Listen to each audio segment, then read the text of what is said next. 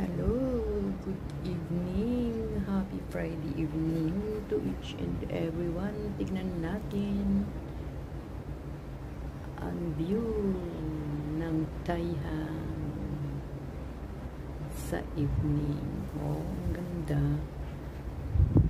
Kahit nagbagyo ng typhoon number 8, good pa rin. At wala namang dinaanan ng bagyo.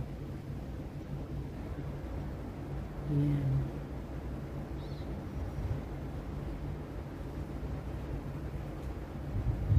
Ito na lang ang aking loya na lang na ito ang natumba